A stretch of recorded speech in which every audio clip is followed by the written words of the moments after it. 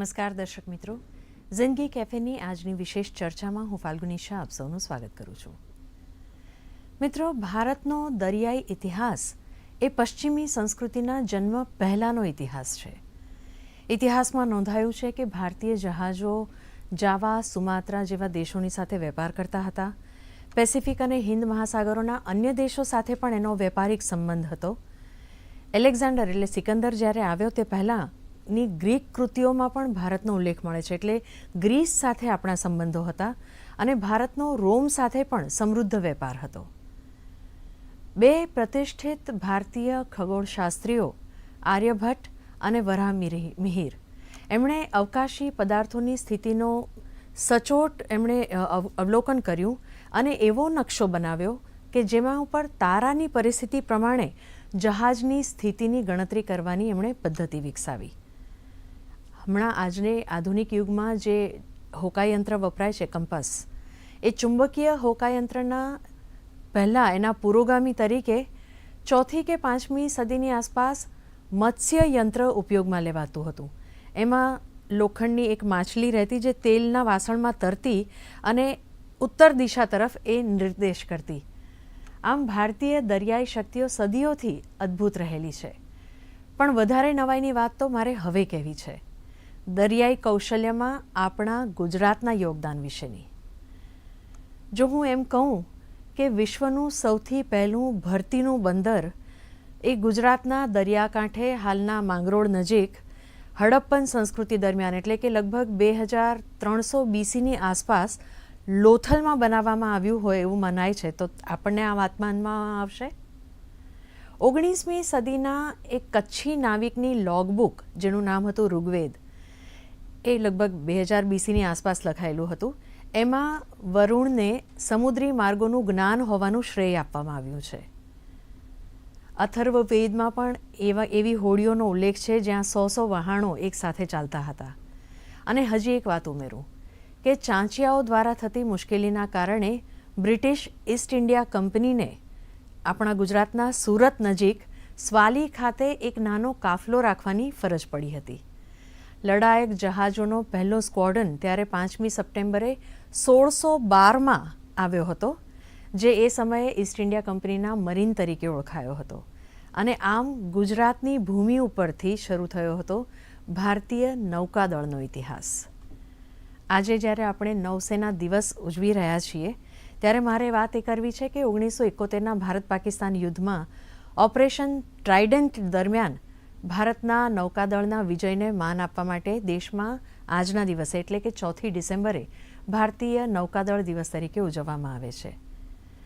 આ દિવસ ફક્ત ઐતિહાસિક વિજયને યાદ કરવાનો નથી, પરંતુ એ નૌકાદળના કર્મચારીઓના સમર્પણની ઉજવણી કરવાનો છે જે 24 કલાક સજાગ રહે છે, ભારતની દરિયાઈ સરહદો અને હિન્દ મહાસાગરમાં વેપાર માર્ગોનું રક્ષણ કરે છે. આજે 4મી ડિસેમ્બરે આપણે વાત કરીશું ભારતીય નૌસેના દિવસની.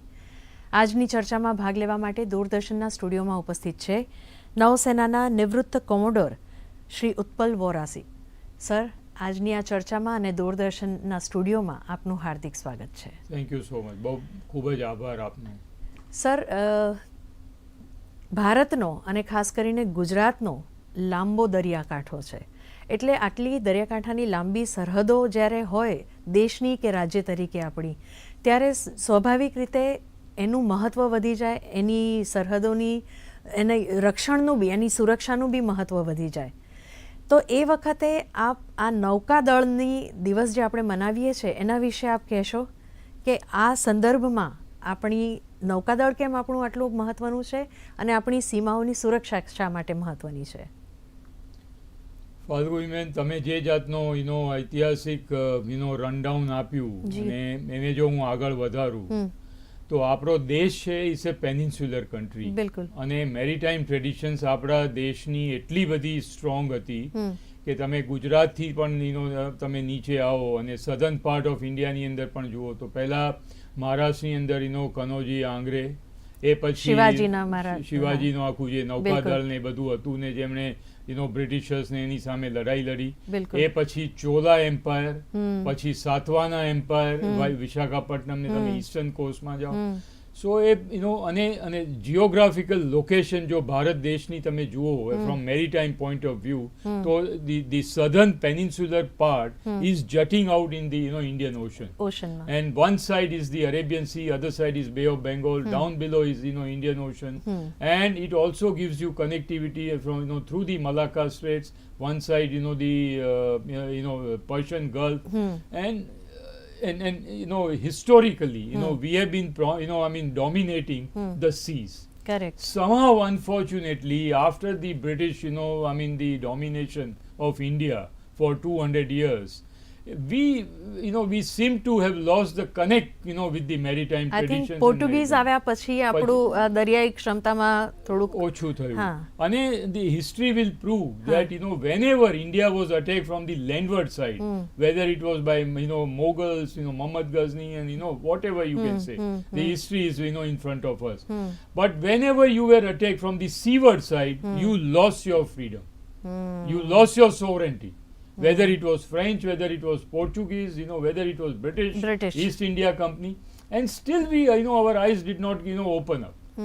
That was the, fundamental thing that, we should have woken up to that reality of life. And mate, we neglected sea, we neglected maritime traditions, and ultimately, it just so happened that from independence onwards, 47, onwards, we were all the time, Pak-centric, and to a large, because of 62 debacle and all, we are China-centric. With the result, Naukadal, Indian Navy kehvai, though it definitely got a push and a balanced push, but somehow, આ જાતના દેશે અને જે રીતે એને નૌકાદળને push આપવો જોઈએ એ ના થયો. It's a reality of life. And now we are catching up. But, આમાં એવું છે કે you can raise army, you can raise a regiment, you can raise a aircraft squadron, but you can't, buy navy. Correct. Which we were buying all throughout. But you have to build navy. Wow. And that is the difference between, buying, the weapons from abroad and building indigenous navy. And one ship, once you start building, the first, of its kind will take, at least 7 years. Wow. And along with the ship, and submarines, submarine is even much more complicated issue, where you have to build submarine. Because it's, technically, and technically, it's a very difficult build. And therefore the kind of, the sonars, the kind of submarine fire control solution, kind of torpedo loading systems, kind of, the periscope mast, and, AIP, the air independent propulsion, all that kind of, advancement kept on taking place in the world. But somehow, we were, of course, we were buying, the state of the art submarines from Russia, France, Germany. That is no doubt in that. Even now also, the Scorpion, and all that, we are building. But the fact of the matter is that we somehow, again I would like to use the word, as a nation, and as, as Indians, we lost the, the connectivity with the sea. And more so for Gujarat, let me tell you that. Because Gujarat no Darya Kanto, jem આપણું peninsular nation છે, તો Gujarat also from three sides, it is seas. દરિયાથી બરાબર છે. આપણે 100 કિલોમીટરનો દરિયાકાંઠો. We are next to, Pakistan. અને C રૂટથી જ આપણે વિશ્વ સુધી પહોંચ્યા છીએ ગુજરાતીઓ. અને આ બાજુ Persian Gulf, your Gulf of Kutch is as good as Persian Gulf of India. બિલકુલ. The entire oil traffic for a country like India, કે જેની once upon a time 90% of the Indian economy used to be dominated by oil. બિલકુલ. And we are still importing oil to a large extent. So therefore, ક્યાં ખોટા પડ્યા? Because માંડવીમાં તો હજી બી જહાજવાળો છે. વન્સ અપોન એ ટાઈમ આપે જેમ કહ્યું એમ આપણે જહાજ બનાવવાની જે કુશળતા હતી, કૌશલ્ય હતું, એ વિશ્વમાં નંબર 1 હતું, તો આપણે ક્યાં ખોટા પડ્યા? નો ખોટા, I would not say ખોટા ના પડ્યા, પણ હવે આપણી જે પ્રાયોરિટી હતી ને, that got somehow misguided. અને we became land centric. અચ્છા, એટલે દરિયાઈ રાષ્ટ્રમાં નૌકાદળને જેટલું મહત્વ મળવું જોઈએ એટલું ન અપાયું. અને somehow એ વખત પણ એમાં let's be very honest to our policy makers, and those who who were running the country at that moment of time. Incidentally, I must tell you that when Vikrant, the older version of Vikrant, which got decommissioned, not અત્યારનું Vikrant, જ્યારે Vikrant was first time purchased from UK, એ વખતે આપણા British સાથે સારા સંબંધો હતા. તો એ વખતે whether aircraft carrier, cruisers, destroyers, frigates, mine hunters, mine sweepers, everything we inherited from Britishers. અને એ વખતે first time જ્યારે વિક્રાંત આવ્યું ત્યારે do you know what the first prime minister of the country he said on the decks of Vikrant? જ્યારે Vikrant first time Mumbai હાર્બરમાં આવ્યું ત્યારે he said, to be safe on land we have to be supreme at sea. He who rules the seas will rule the world. So true. પણ અને તેમ છતાં somehow maybe the financially, economically, post independence the nation was going through a little bit of strained period. અને માટે અને to develop navy, it's a very very expensive proposition. એક aircraft carrier, very low level or a medium level aircraft carrier will cost you nothing to the tune of 30 to 35,000 crore. આજની એક destroyer will cost you nothing less than 15 to 1800 crore.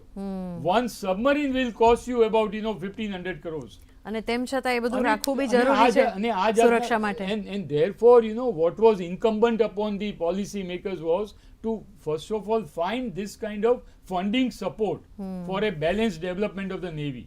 But maybe at that moment of time, as you know, in 65 PL 480 ના જે દિવસો હતા કે એ વખતે જ્યાં સુધી જે બેઝિક ઘઉંના જહાજો જો અમેરિકાથી ના આવે તો ઇવન આપણી ભૂખે મરવાનો વારો આવે. પબ્લિક ડિસ્ટ્રીબ્યુશન સિસ્ટમમાં એ વખતે એ અન્ન પણ એ વખતે it was difficult. So we have to be balanced when we criticize કદાચ પ્રાયોરિટીઝ રાષ્ટ્રની એ વખતે જુદી હતી એટલે ધ્યાન નથી અપાયું. ના ધ્યાન આપવામાં it is not that the navy did not get a push. Navy got the push, but I would say correct word, navy did not get the requisite push because of our land centric priority. Correct. And we had to understand that ultimately if a nation has to emerge as a regional force or a credible regional force or a world power, you have to have a strong navy. બિલકુલ. There is no other way. બિલકુલ. એમાં કોઈ જ option નથી આપણી પાસે. કાલે ગમે એટલા આપણે within land તમે પાવરફુલ થાઓ, manufacturing sector, production centre, economic centre, જેને if in a short version I would say, if you can develop your comprehensive national power, in your comprehensive national power the indigenous version of the build navy has to be of a prominent nature.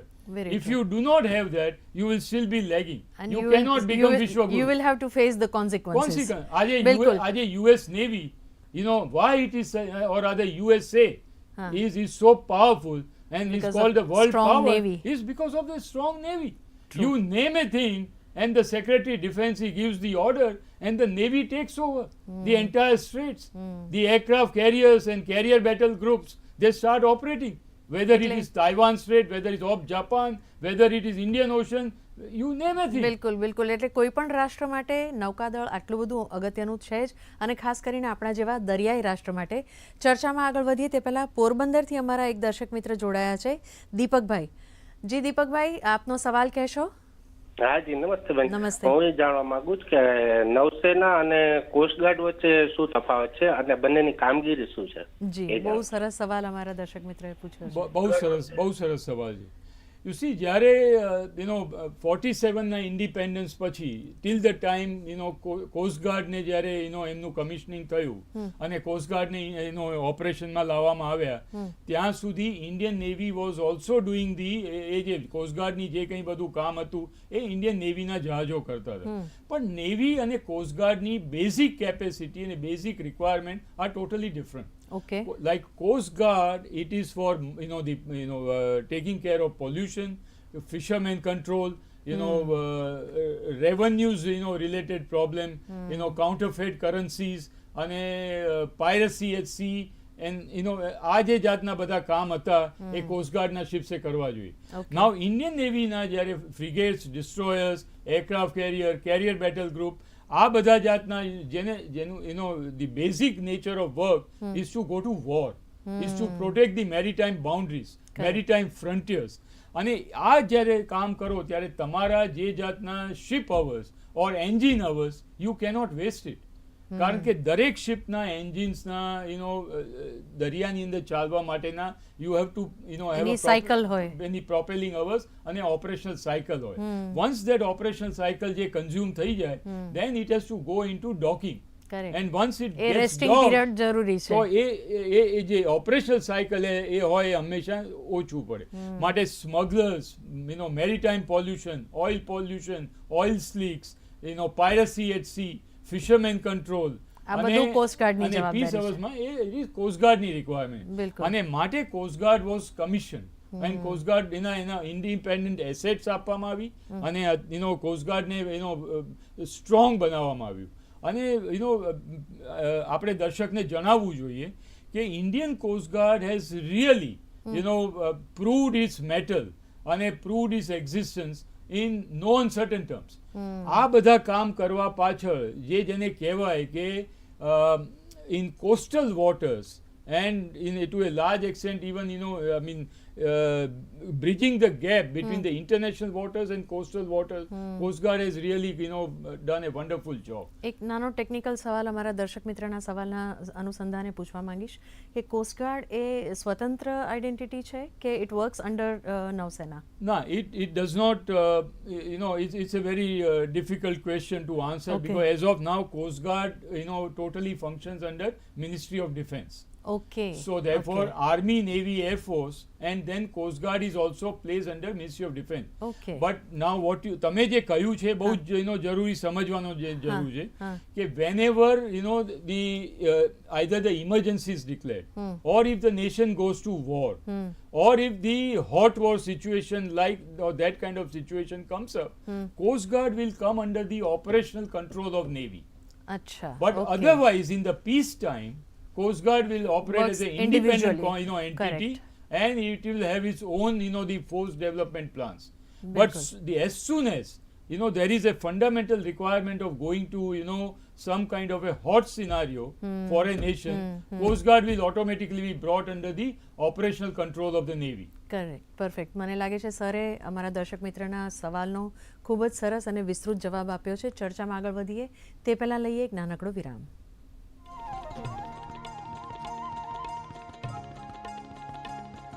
પોતાના જીવનને સોનેરી બનાવવા માંગતો હોય એની સવાર કેવી હશે? જીવનમાં દરેક દુઃખને હસતા હસતા સહન કરે. કારણ કે રાત્રિ ભલે ગમે તેટલી લાંબી હોય પરંતુ વહેલી સવાર સૂર્યના જે કિરણો છે તે અજવાળું લઈને આવતા જ હોય છે. શરીરમાં મસલ્સનો ઉપયોગ શું છે? મસલનો પાવર શું છે, મસલનું લેન્થ શું છે, લેન્થ મીન્સ ફ્લેક્સિબલ કેટલું છે.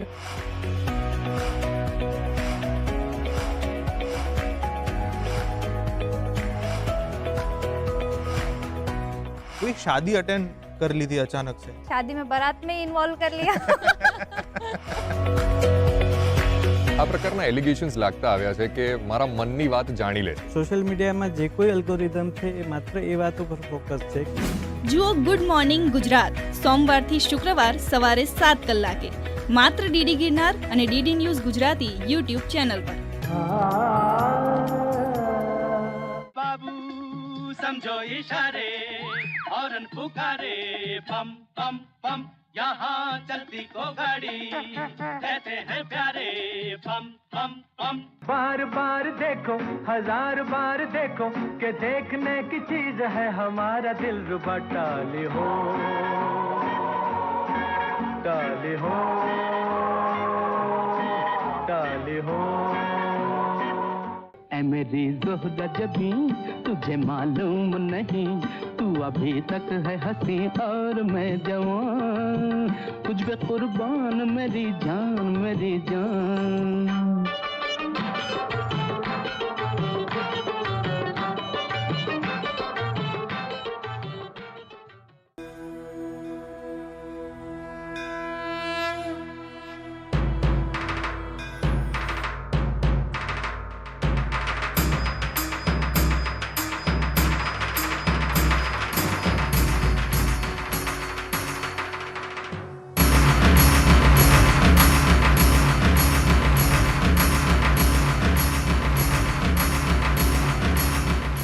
માળો તીર્થ દર શનિવારે સવારે 9 કલાકે ડીડી ગિરનાર પર.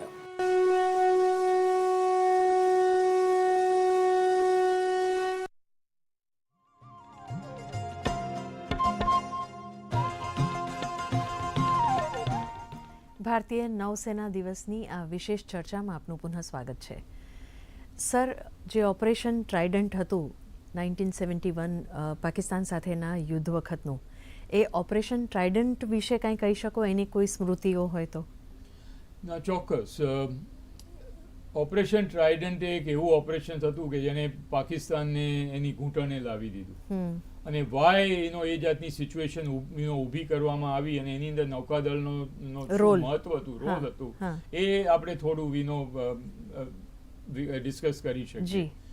કારણ કે જ્યારે આ 1971ની વોર થઈ અને ત્યારે it is the first war you can say that even in 1971 fundamentally it is a classic example of a jointmanship. અને એ વખતે જોઈન્ટમેનશિપ શબ્દ હજુ ઇવોલ્વ કે કોઈન પણ નહોતો. એનો મતલબ શું થાય? જોઈન્ટમેનશિપ મીન્સ કોઈ પણ વોર આર્મી, નેવી કે એરફોર્સ ઇન્ડિપેન્ડન્ટલી લડે નહીં. These are all national resources.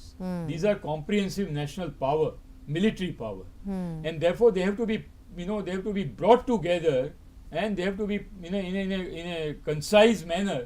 It has to be put on the enemy.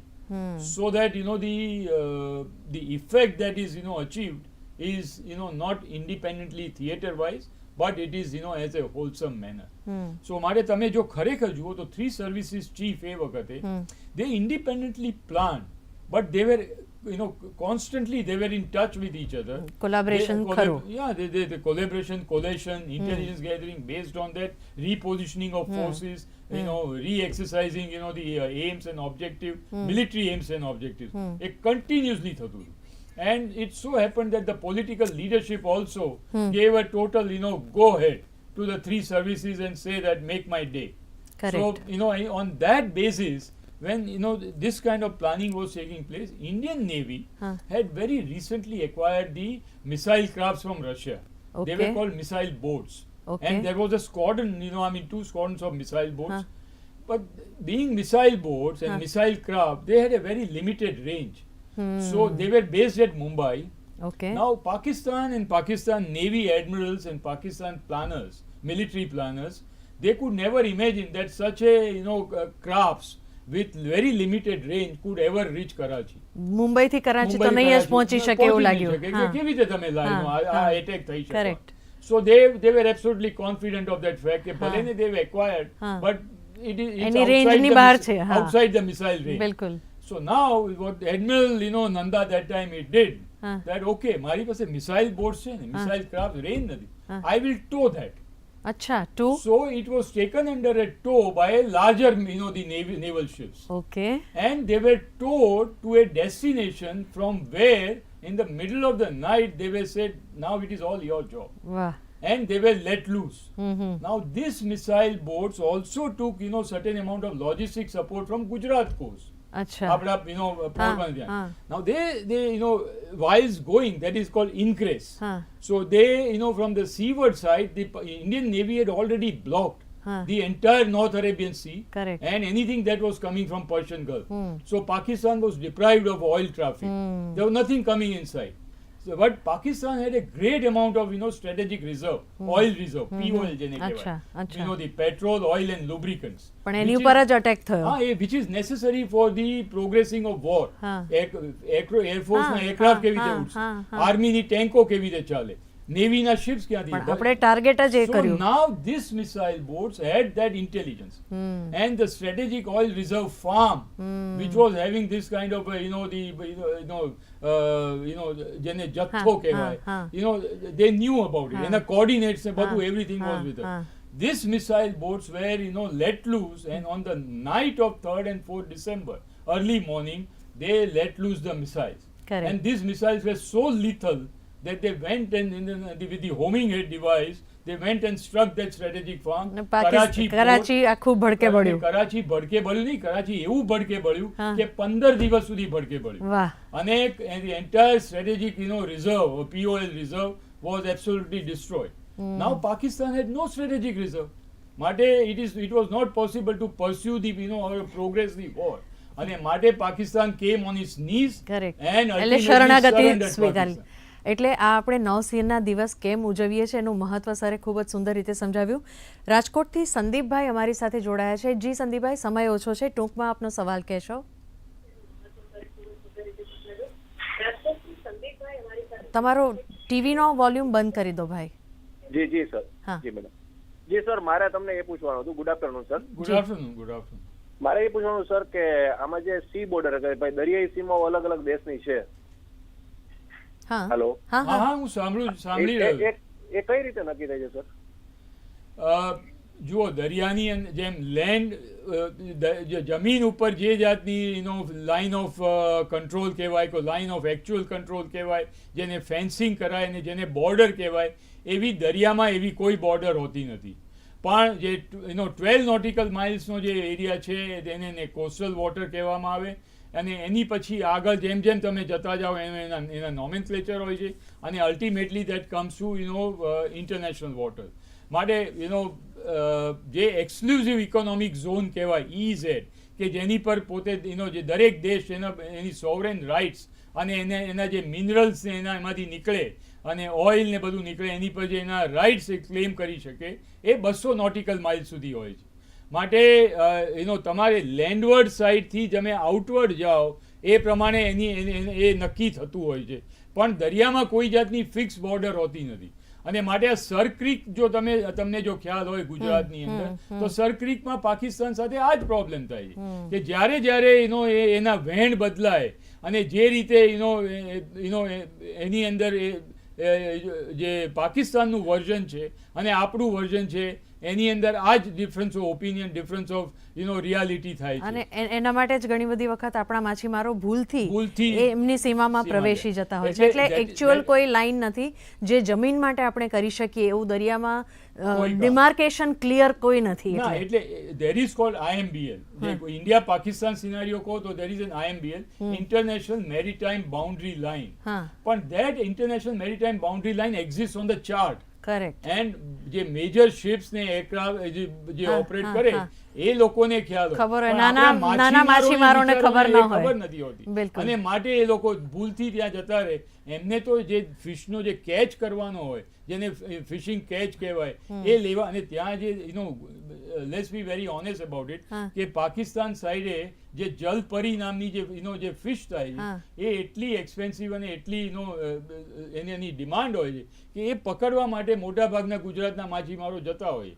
અને એ જ્યારે ક્રોસ કરી એમને એવું થાય કે આપણે ક્રોસ કરીને જલ્દી પાછા આવી જઈશું. પણ એ વખતે જો પાકિસ્તાન કોસ્ટગાર્ડના શિપ્સ આવી તો પકડીને લઈ જાય છે. અને આ પ્રોબ્લેમ આપણો સળગતો પ્રોબ્લેમ છે. સર, આપણે સમયની થોડીક મર્યાદા છે. આપ દૂરદર્શન સ્ટુડિયોમાં આવ્યા અને આજના ખાસ દિવસ ઉપર આ વિશેષ ચર્ચામાં આપે ભાગ લીધો એ બદલ દૂરદર્શન ટીમ વતી આપનો હું ખૂબ ખૂબ આભાર માનું છું. થેન્ક યુ સો મચ બેન. દર્શક મિત્રો, આજનો આ જે સ્પેશિયલ દિવસ છે એ દિવસે નૌસેનામાં આપણા જે જલ પ્રહરીઓ છે એ સૌ ભાઈઓ બહેનોને જે સફેદ વસ્ત્રમાં આપણા બ્લુ દરિયાની રક્ષણ કરી રહ્યા છે એ સૌને આપણે સલામ કરીએ. આ લોકો they are the defenders of our ocean અને પ્રોટેક્ટર્સ ઓફ અવર નેશન. આ સૌને સલામ સાથે આજની ચર્ચા અહીં સમાપ્ત કરીએ છીએ. જય હિન્દ. જય હિન્દ.